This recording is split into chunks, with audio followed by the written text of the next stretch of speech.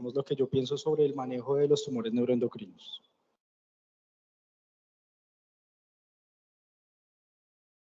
En cuanto al recuento histórico, principalmente pues fue descrito inicialmente en 1870 en las células que revisten el epitelio del tejido gastrointestinal. El doctor Rudolf Heidenreich pues describe algunas células que tenían la capacidad de modificar el contenido alcalino a nivel intestinal, y ahí comienza el estudio de las células cromafines. Posteriormente, un fisiólogo ruso, el doctor Nikolai Kuczynski, describe en el año 1900 las células enterocromafines. Anthony Gosset y Pierre Mason, que son básicamente un patólogo y un cirujano francés y canadiense, describen el manejo de los tumores carcinoides a nivel del páncreas. Freyer posteriormente en 1938 hace un abordaje inicial de las células neuroendocrinas a nivel del páncreas. Y Anthony Pierce en 1968 se da cuenta que una de esas células neuroendocrinas tienen una captación de unos derivados de 5-hidroxitriptófano, que es bastante importante para el diagnóstico. ¿Cómo se definen los tumores neuroendocrinos? Los tumores neuroendocrinos son un tipo de cáncer epitelial cuya expresión de inmunohistoquímica y los marcadores de células neuroendocrinas están presentes. Son un grupo heterogéneo, raro, con manifestaciones clínicas y presentaciones diversas y con presentaciones anatómicas en diferentes localizaciones. Las neoplasias neuroendocrinas se clasifican en dos tipos, que son los tumores neuroendocrinos y los carcinomas neuroendocrinos, de acuerdo a la diferenciación y de acuerdo a algunas características que vamos a ver aquí más adelante. Entonces, los tumores neuroendocrinos son neoplasias que son bien diferenciadas. Los carcinomas neuroendocrinos son neoplasias que tienen una pobre diferenciación, una alta carga mitótica y un Ki-67 elevado, y a su vez los carcinomas neuroendocrinos se clasifican en células pequeñas y células grandes. En cuanto a la epidemiología está descrita por la información que tenemos de la base del SER, los datos epidemiológicos a nivel de Estados Unidos, y en las últimas décadas se ha encontrado que la incidencia del diagnóstico de pacientes con tumores neuroendocrinos viene en aumento, y eso es porque tenemos más capacidad de diagnóstico, mejores métodos de imágenes, así como imágenes funcionales como el PET. Lo más frecuente son tumores neuroendocrinos, es decir, neoplasias bien diferenciadas que se encuentran cerca de un 80-90%, y los carcinomas neuroendocrinos son neoplasias con menores proporciones, más raras, cerca de un 10-20%. En cuanto a la epidemiología, aquí podemos ver que para las décadas pasadas la incidencia de tumores neuroendocrinos era cerca de 1.5 casos por cada 100.000 habitantes, y vemos como para el 2012 en la línea de color naranja esa incidencia ha aumentado a cerca de 7 casos por cada 100.000 habitantes. Para la línea que está de color azul es la incidencia por cada 100.000 habitantes de carcinoma neuroendocrino, que se ha mantenido a lo largo del tiempo entre 5 a 6 casos por cada 100.000 habitantes. Aquí está, digamos, el valor promedio, y es que la incidencia ajustada por edad es de 6.9 casos por cada 100.000 habitantes. La mayoría de los casos se presenta entre la quinta y la sexta década de la vida, siendo más frecuente en pacientes mayores de 65 años. Aquí vemos en cuanto a las localizaciones anatómicas, los tumores neuroendocrinos son más frecuentes a nivel gastroenteropancreático, a nivel pulmonar, a nivel de colon, y con menor incidencia a nivel gástrico y pues en otras localizaciones. Aquí vemos la incidencia ya ajustada por cada localización. A nivel de pulmón, 1.49 casos por cada 100.000 habitantes, y en gastroenteropancreático se divide en intestino delgado, recto y páncreas, con una incidencia de 1.05 hasta 0.48 casos por cada 100.000 habitantes. Y también encontramos las neoplasias neuroendocrinas de origen desconocido con una incidencia de 0.48 casos por cada 100.000 habitantes. En cuanto al pronóstico, la mediana de supervivencia global va a estar afectada por el debut de la enfermedad. Si es una neoplasia que está localizada versus una enfermedad a distancia, pues vemos aquí cómo la supervivencia en pacientes que tienen enfermedad metastásica tiene mejores tasas de supervivencia, y también esa supervivencia va a ser condicionada por la diferenciación del tumor. Un paciente que tiene una neoplasia, un tumor neuroendocrino grado 1, en general tiene una supervivencia global que es de alrededor de 16 años. Un tumor neuroendocrino grado 2, en promedio son para las pacientes que tienen una supervivencia global que en promedio es de 8 años. Y un tumor neuroendocrino grado 3, la supervivencia global promedio es de 10 a 12 meses. El espectro es totalmente diferente en pacientes con carcinoma neuroendocrino, donde la expectativa de vida casi siempre en enfermedad avanzada es bastante pobre.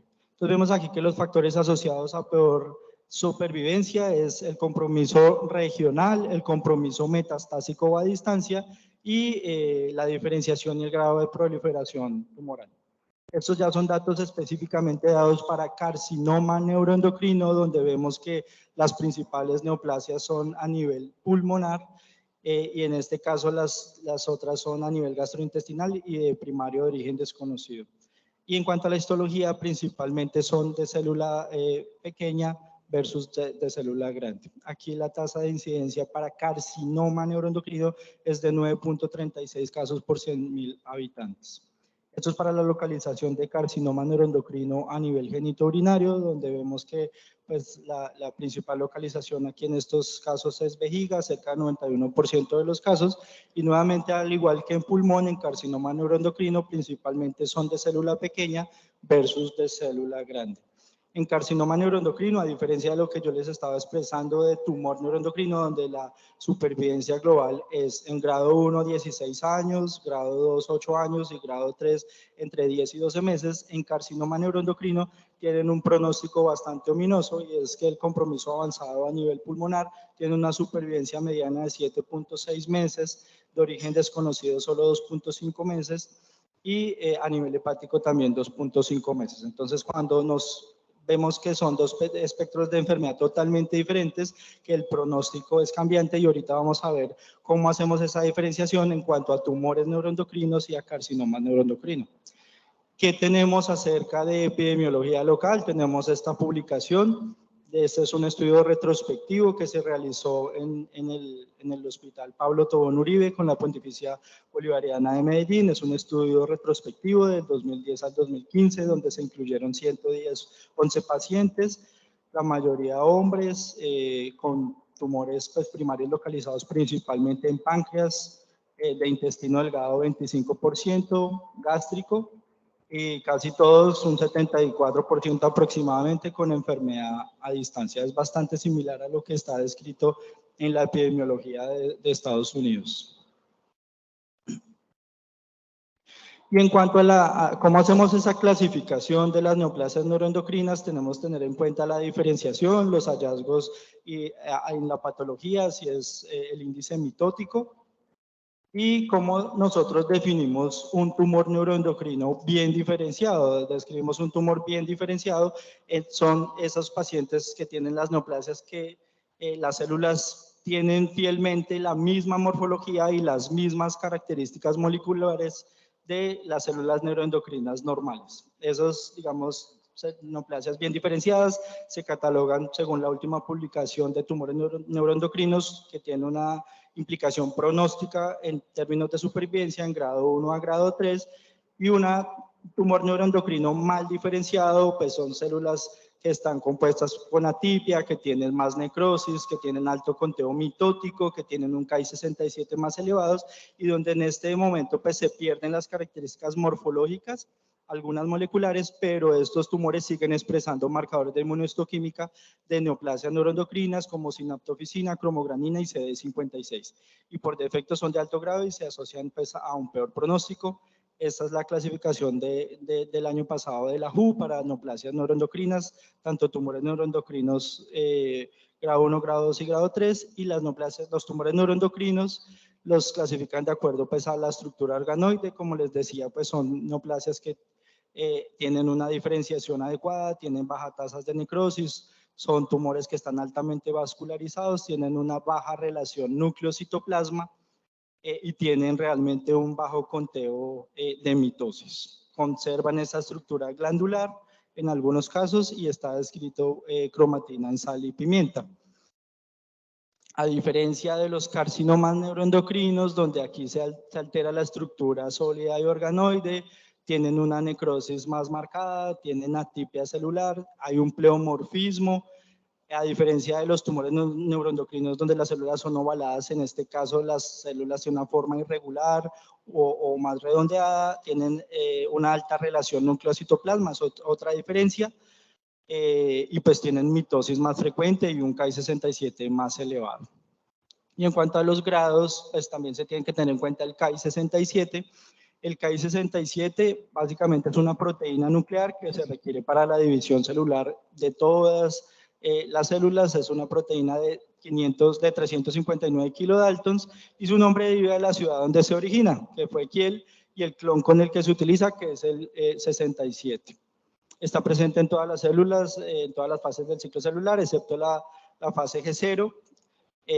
Tiene mayor concentración, pues si hay más conteo mitótico, y utiliza este anticuerpo que es el T1B1 contra el Ki-67 y para su evaluación se hace por inmunohistoquímica. Aquí en la parte superior vemos que va desde 0 hasta 100, en 100 claramente por la inmunohistoquímica pues pintan todas las células y en 0 pues no está en ninguna. Esto es importantísimo a la hora de clasificar las neoplasias neuroendocrinas. Lo otro que tenemos en cuenta es el conteo mitótico y se describe básicamente el número de células que se encuentran en proceso de división sobre el determinado, digamos, cantidad de tejido. El conteo se hace por cada milímetro cuadrado y a un mayor índice de conteo mitótico hay una tasa de proliferación celular y un mayor Ki-67. Entonces aquí en la imagen de la izquierda se ven pues las mitosis en ese tejido y como les decía pues se expresa en mitosis por milímetro cuadrado.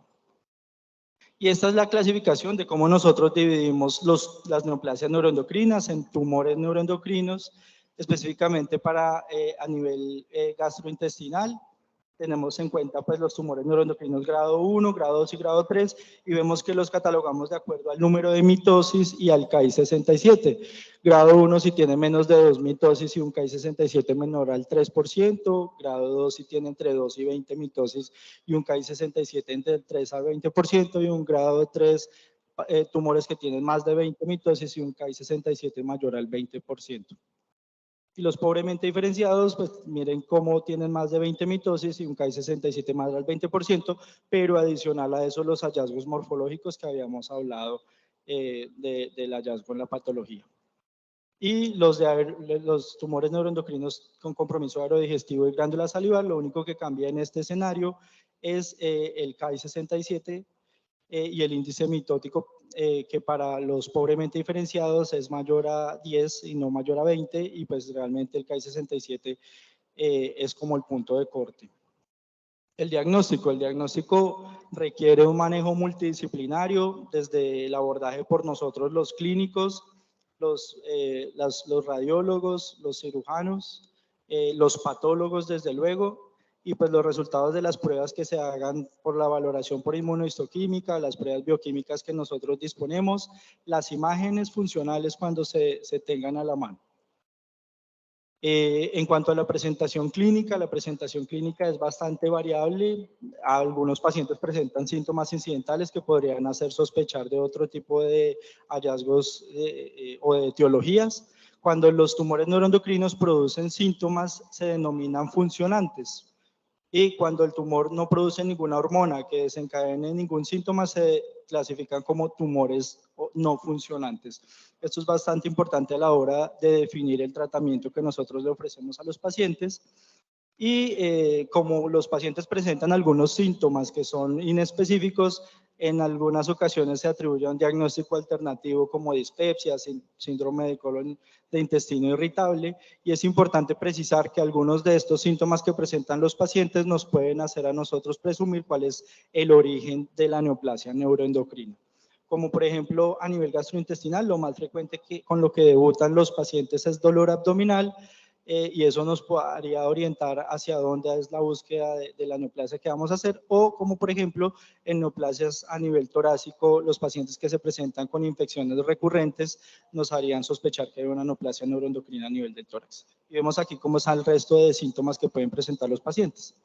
Y en cuanto a los síndromes carcinoides, pues de acuerdo a la hormona que secreten estas neoplasias, se van a presentar los síndromes carcinoides, el síndrome carcinoide atípico, el Atrea-Whipple, el Zollinger-Ellison, el gastrinoma que presenta pues, el síndrome de las 4Ds, el somastotinoma. Recordar las 4Ds que son diabetes, trombosis venosa profunda, depresión o demencia y dermatitis. Recordar también el triángulo del gastrinoma, que es la estructura anatómica que está delimitada por la vía biliar, el duodeno y el páncreas. Y recordar siempre el síndrome carcinoide, que son estos pacientes que presentan en su debut diagnóstico Flushing, diarrea acuosa, broncoespasmo, hipotensión y falla cardíaca derecha. Estos síntomas son relacionados porque esas hormonas se secretan a la circulación sistémica, se asocia con más carga tumoral, compromiso a nivel hepático y pérdida de inactivación de estas hormonas a nivel hepático. 6 a 13% de los pacientes tienen tumores neuroendocrinos gastroenteropancreáticos, solo menos de 1% tienen compromiso pulmonar y la falla cardíaca se da por compromiso de la válvula tricúspide, principalmente por fibrosis y es asintomático hasta en 43% de los casos. Recordar que la crisis carcinoide es un debut potencialmente mortal y requiere un manejo urgente y pues puede ser desencadenada por la inducción anestésica, por la palpación, la ablación o la embolización de una neoplasia neuroendocrina. ¿Cómo hacemos nosotros la evaluación bioquímica de los pacientes? Podemos hacer medición sérica de cromogranina, podemos hacer medición en orina de 24 horas de ácido 5-hidroxindolacético. La cromogranina es una proteína que se encuentra contenida en las vesículas de las neuronas, en las células de tumores neuroendocrinos, actúan como proteínas chaperonas a mayor nivel de cualquier proteína, de cualquier enzima u hormona de la célula, pues mayor producción de cromogranina, y es importante recordar que ese nivel de cromogranina no se correlaciona ni con el estadio de la enfermedad, ni con el tamaño tumoral, ni con los síntomas. Es un buen marcador para evaluar la respuesta al tratamiento, tiene una sensibilidad de 62% y una especificidad de 98%. Tenemos la opción de medir ácido 5-hidroxindolacético en orina de 24 horas, es un metabolismo de la 5-hidroxitriptamina, más comúnmente ubicado en orina, y también puede ser, al igual que la cromogranina, es útil para evaluar las tasas de respuesta al tratamiento y se puede modificar por algunos alimentos como tomate, aguacate, piña, berenjena o algunos frutos secos. En cuanto a las imágenes, tenemos la opción de hacer evaluación por imágenes convencionales, tomografía de resonancias, pero el estándar es la evaluación con PET con galio 68 o con cobre 64, que nosotros no lo tenemos disponible en el país. Y vemos aquí en la gráfica de la izquierda como una neoplasia bien diferenciada, es decir, grado 1, grado 2, con el PET convencional, con FDG, no se ve ninguna lesión, pero con el PET galio 68 vemos el compromiso a nivel metastásico hepático. En la gráfica de la derecha vemos una neoplasia pobremente diferenciada, donde por un PET galio 68 no se ve ninguna lesión y por el PET-FDG convencional claramente tiene un compromiso hepático extenso. Y en cuanto al manejo de las neoplasias neuroendocrinas, vamos a ver que esto va a depender de la captación en el octoscano, en la evaluación de la imagen funcional, va a depender de la progresión de la enfermedad, de la carga tumoral, va a requerir un manejo multidisciplinario. Y en cuanto a las dianas terapéuticas que podemos usar nosotros, tenemos opción de utilizar inhibidores de tirosinquinasa, mTOR, quimioterapia, radiofármacos.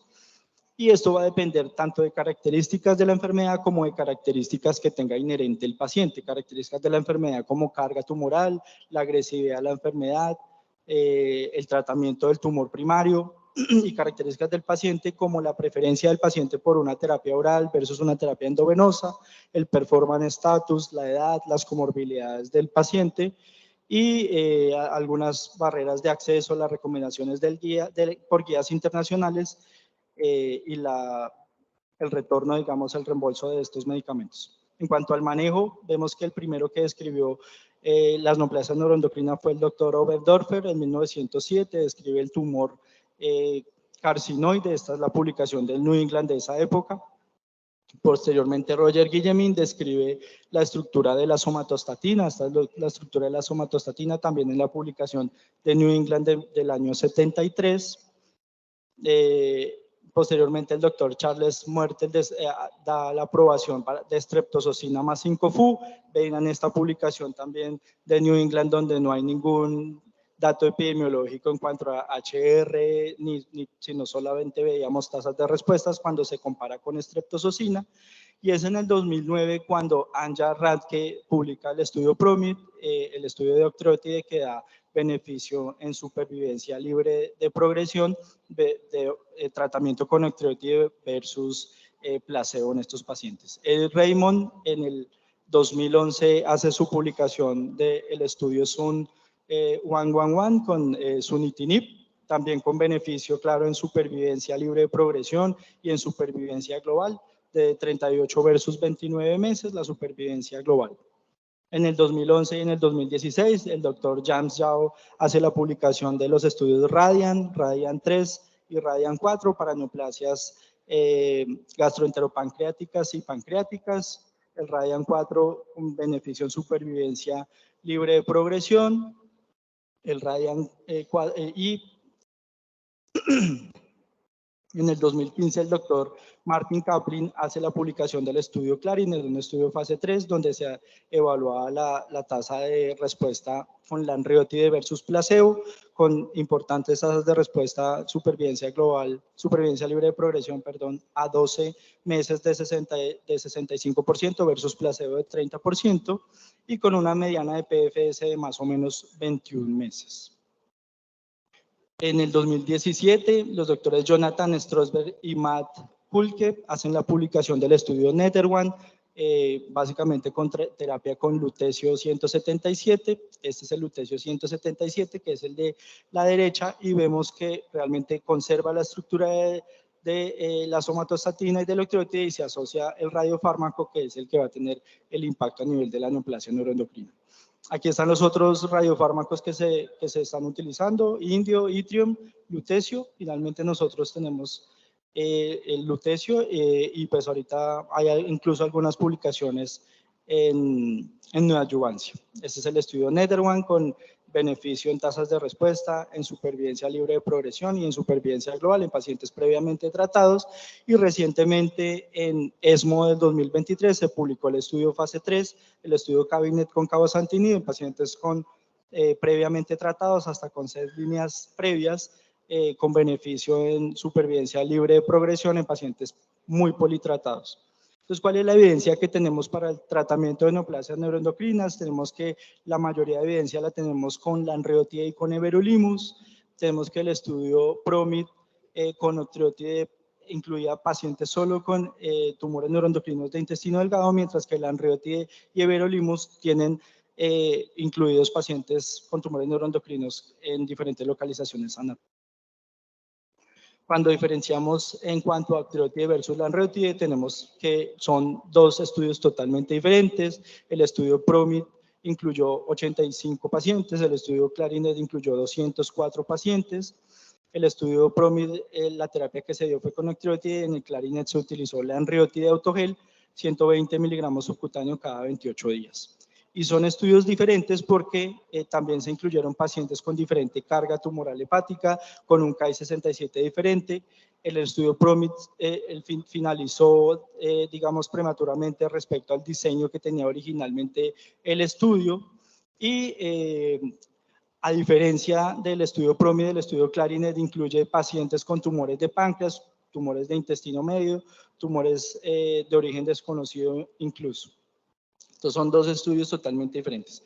Y en cuanto al grado, en el estudio PROMIT que utiliza lanreotide, 95% de los pacientes eran neoplasias de bajo grado, grado 1, con un Ki-67 menor al 2%, y el Clarinet se incluían pacientes con tumores neuroendocrinos también de bajo grado, pero incluían también grado 2, con un Ki-67 menor del 2% en el 68% de los casos, pero se incluían menor al 10% en 32% de los pacientes.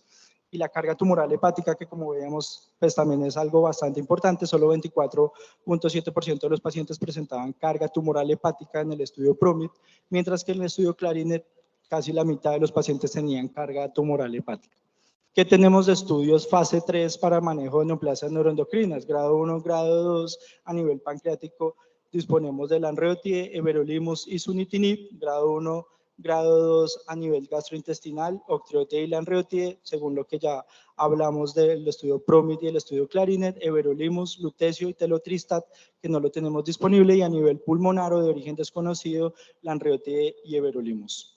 Esos son estudios fase 3. En cuanto a estudios fase 2, tenemos también octreotide, lutecio, capecitabina, temozolomida en pulmón y origen desconocido, CAPTEN en neoplasias gastrointestinales grado 1, grado 2 y tumores neuroendocrinos grado 3 o neoplasias neuroendocrinas. De acuerdo al CAI, a la carga tumoral, las opciones son a base de platino toposio, irinotecan o CAPTEN.